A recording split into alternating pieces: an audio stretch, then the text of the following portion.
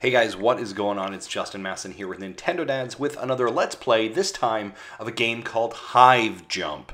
And Hive Jump is coming out here on January 11th, 2019, available on the Nintendo Switch eShop.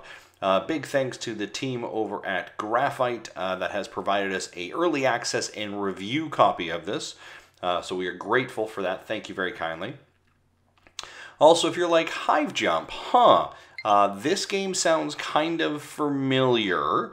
I think I've seen this somewhere else, or I've played this somewhere else. This is actually a game that is available also on the Wii U, and that came out back in September of 2017, as I recall, on the Wii U. So just about 18, just over a year and a bit ago, came out. It was part of a game that I believe actually started off as a Kickstarter, as we saw that on the original entrance screen as we're jumping in here.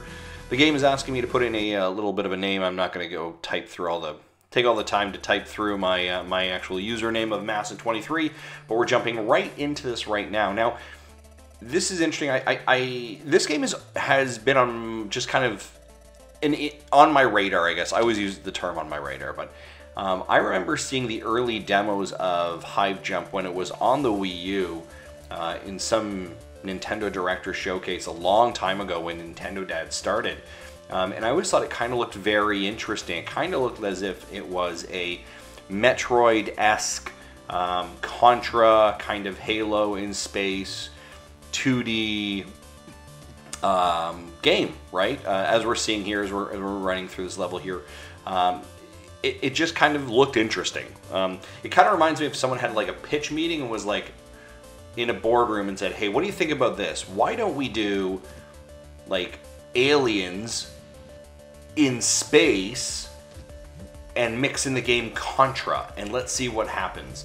And I think that's kind of what you get a little bit with Hive Jump. And so we're just going through some standard controls here. Interestingly enough, here we're using our shoulder buttons, our ZL, ZRs, and our right analog stick for kind of rotating around where we're shooting from. Just as a reference point, I always say, I am using the Pro controller on this gameplay. We're just jumping around, destroying all of these kind of hives or enemy critters. So we're just kind of getting on there. Got a little bit of dialogue here from our Colonel Keller, it looks like. And again, this is very much so a tutorial level, as it's kind of showing us what we have to do and what we have to know about. So we're talking about getting a grenade here. I'm going to pick that up by using my A button. Grenades are unlocked.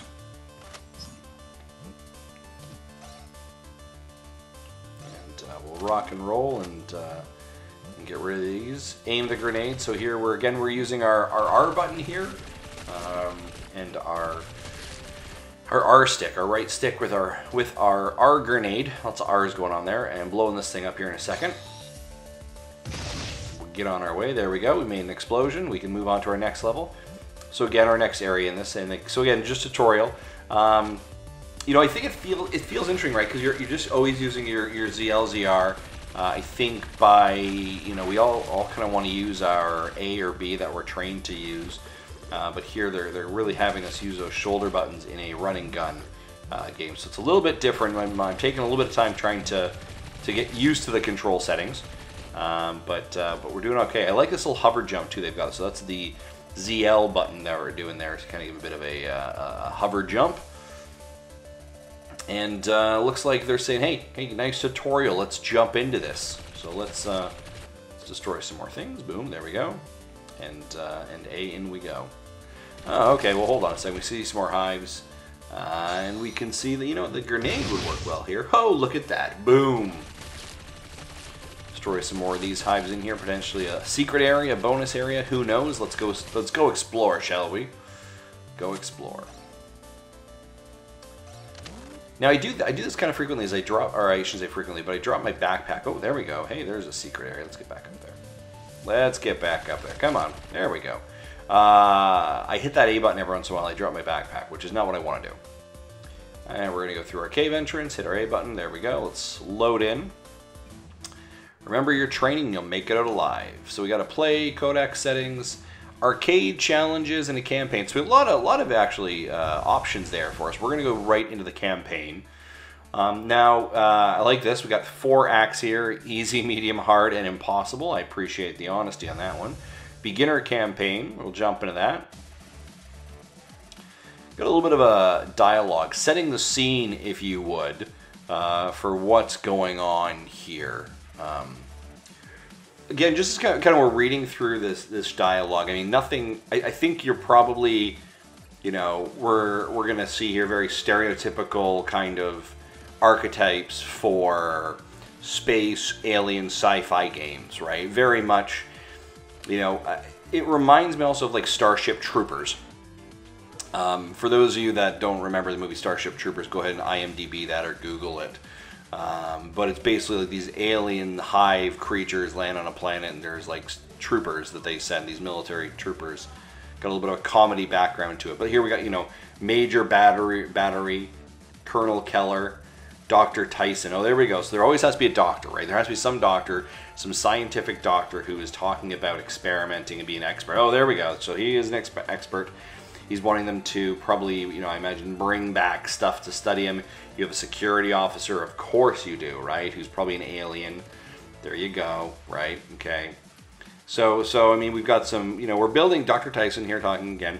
We are building a little bit of a story or a world around this, but I don't think architecturally, from a story perspective, probably anything that will, you know, deep, meaningful, emotional storytelling, but very much moving the story beats where it needs to from A to B to C, and these archetypes of characters are going to be doing that for us. So not a huge shock there. I do want to say, as we're going through this dialogue here as well, that the game is a 1 to 4 player co-op game, so you have the ability to do some local couch co-op with this game, which is pretty awesome. I do enjoy that for sure. So again, if you know, I've said before in some of my plays through with games that, like, if you have a bunch of people around, this is probably a great game to play with a bunch of people. I'm playing it here obviously in Let's Play as a single player campaign, but probably the more the merrier in this case to really jump onto it. So it's up to 4 players. Can go local multiplayer. Your objective essentially kill aliens, collect treasures, and lost relics, which is pretty awesome.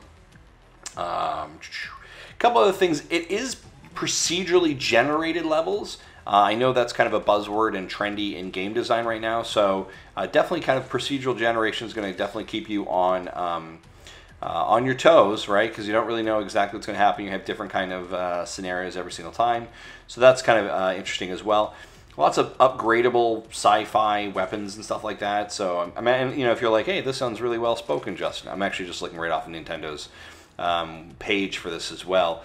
Some flamethrowers and bombs and experiments, which is awesome. And again, co-op multiplayer, play single player or 2 player or 2 to 4 player local co-op. So again, it's really definitely, I think probably my experience with it has been, it's a really good game, but it's probably even better with friends, with mates around, up to 4 players. Sit around, either bring your own Pro controller or bring a Joy-Con or whatever it is, and go bust some aliens and blow them up. And again, not a deep story, nothing that's gonna be like, wow, man, if I wasn't at Justin's on Friday and I missed out playing, I will never figure out what's going on. Just grab the game, jump in, and play as well. So it's yeah. So yeah, I mean it's pretty cool actually. So I enjoy playing it. So here we go. We're jumping in. I've been able to customize my character.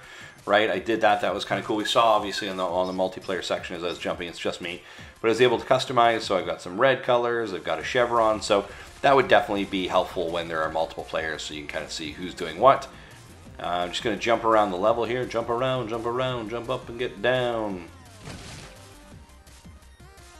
Okay, so I died. Now this is interesting. So I died, and you kind of got this little backpack that actually kind of drops you, as if it was like a drop ship or a drop point. And you can kind of, when you die, have the ability to float that little drop point, your backpack around, so that when you respawn, it respawns you kind of wherever you want. Now this can definitely be a huge benefit if you're in a situation like this, where there's a ton of enemies. Maybe you want to drop yourself right in the enemies. It actually creates a shockwave or a kind of impact crater that could actually kill those enemies. So that's a huge benefit for using that as well. Kind of like when the aliens blow up, their yellow guts fly everywhere. I think that's kind of a you know, a nice little... It definitely, I think, helps tell a story of, like, you know, the... I don't want to say the grossness of the aliens, but kind of just the... Yeah, oh, here we go. Here's an example of me dropping the thing. Boom, there we go. So I dropped my pack there, and it kind of blew a lot of things up. But, yeah, the debris. Sorry, I'm talking about the debris of the aliens. They actually blow up, and there's kind of guts everywhere. Kind of, again, I think helps to signify the...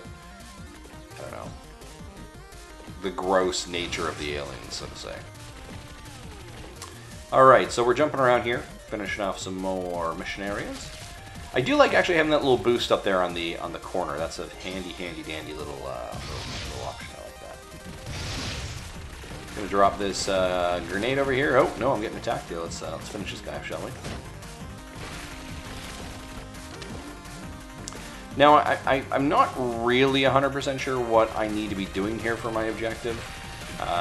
You know, I don't feel like there's a waypoint or a direction or a map somewhere that I can maybe quickly, easily access to tell me where I need to be, you know, going to or saving something or meeting a goal, other than just kind of survive and shoot aliens. Maybe that's it.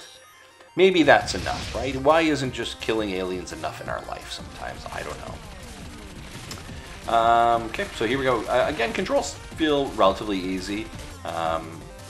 Again, that ZLZR is kind of an interesting use for our jump and for our shoot. So we're going to jump around some more here. Died, so I'm going to drop my my pack around.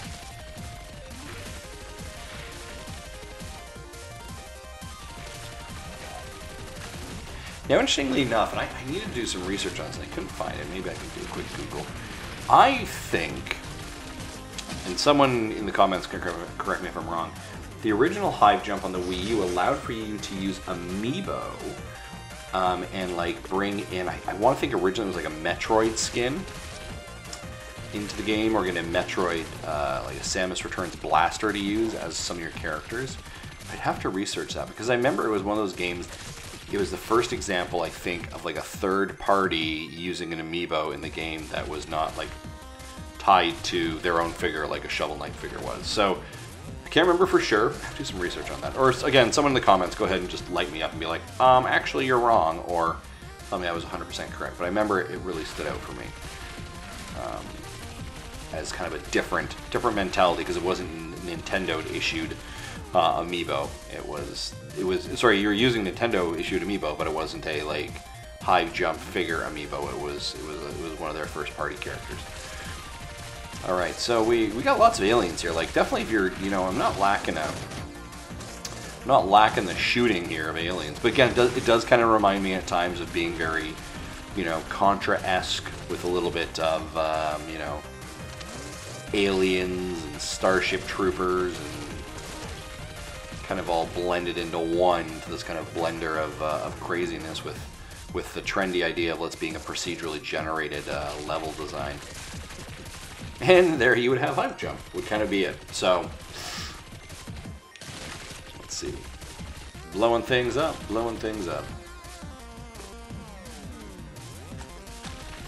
Now, one of the interesting things here, you know, it's very easy to think, oh, you could just like hold down your ZLZR and just like blow up all the aliens as much as you want, but you actually, your energy, your ability to fire your bullets, you do actually have a limit, and you can feel the vibrations as you're running out of it as well. So that's kind of a cool little like haptic feedback that you're getting as you're playing, to kind of indicate like, hey, yeah, you know, you can't just like press a ZLZR and blow everything up and be done with it. There is some actual skill and management in the situation.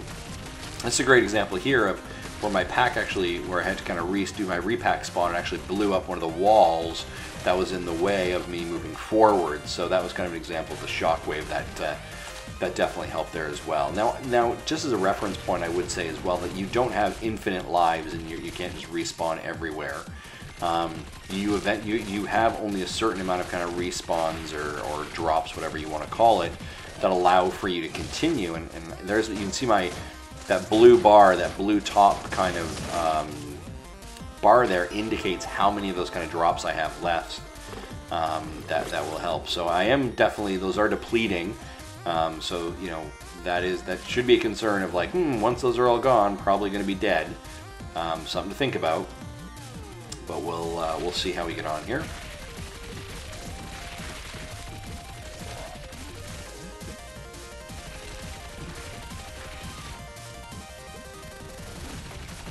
Jumping around, trying to live, because a little bit not too sure how much. I feel like you kind of feel like you're getting swarmed. You need to kind of find that corner to kind of maybe hide in to try and let the enemies come to you. Kind of bottleneck yourself in there and be able to survive. That's kind of the way I'm feeling right now. Like I feel like I'm running for my life a little bit here. Those red plant things are deadly too, so those are trying to kill me. Everything in this place feels like it's trying to kill me. Which again, probably, the more the merrier. 4 players in this would be chaotic craziness. Oh, here we go. I died, so I'm going to do a drop right here. Destroy these enemies kind of in my sight. So that kind of... And I do like that, it doesn't just respawn you and then you're getting killed instantly. It clears the way for you, so you can use that to your advantage, as I've kind of mentioned before. There we go, getting around here. We got another enemy up here. Now I can't seem to get into that crawl space, so... I feel like I'm waiting to see like the Metroid Samus ball to be able to kind of get into that hole there and destroy that enemy, but we're not seeing that happen. Jump over this ledge. Over here, oh geez, more enemies. Let's move along, folks, move along. Oh wow. So right now, again, I don't really know if I have my necessarily... Oh, a Hive swarming, okay. I don't necessarily know if I have my objective, but rather just right now I feel like my objective is to survive. I don't know if it's kind of like... And I feel like the enemies keep coming, so I don't feel like I'm making any progress there. But I definitely feel like it's intense. Like I feel like I need to figure out a better plan here to do my thing. So... There we go. Okay. More hives are coming. Jeez. Not a good situation for me right now. Do my drop and kaboom. I think I would suspect I'm running out of those drops soon. I don't know how to get into this little hive down here, but I'm going to see if I can... Oh, there's more bad guys up here. Let's see if we make some progress there. Move this way, over there. Okay, we'll move up this way. Again, don't have a map, so I don't really... Oh. Ladies and gentlemen, there we go. That I am dead. You see a little bit of at a glance here how I did. Goo collected, aliens killed, backpacks destroyed, jumper deaths, 13 jumper deaths. And you can then from here kind of choose, you get to choose what you want to do. There's a little bit of, kind of feels like a little bit of turn-based kind of end turns, or there's the ability to end your turn here, and feels like there's a little bit more layering here than just the regular kind of shooting. There's some strategy up here as to what levels you go to, maybe what special abilities or features you might be setting here, like traps, or this one traps are not set, and then the troops, and so it definitely feels like there is some strategy associated with the game in some context as well, not just as easy as just a drop. Guys, I think that's where we're actually going to end up wrapping it up. Thank you so much for tuning in and listening to it. I'm going to just kind of drift off here. Guys, Hive Jump comes out on the Nintendo Switch on January 11th. Big thank you to our friends over at Graphite Labs for providing us a review copy of it here. We greatly appreciate that, allowing us the ability to share their work with you and highlight it. It's going to be on the Nintendo eShop. I checked up real quickly. It is for $9.99. So if you're kind of looking for a Contra-esque, space shooter, 4-player game that's going to have a lot of fun with you and your friends, kind of sitting around killing space aliens and having a good time, Hive Jump is probably the game for you there, with a little bit of depth of customization and a little bit of strategy associated with it as well. So there is a lot of fun here in Hive Jump. So probably worth the $9.99 that's on the eShop to pick it up. Guys, thanks very much for tuning into Nintendo Dads. Have a great day. Bye-bye.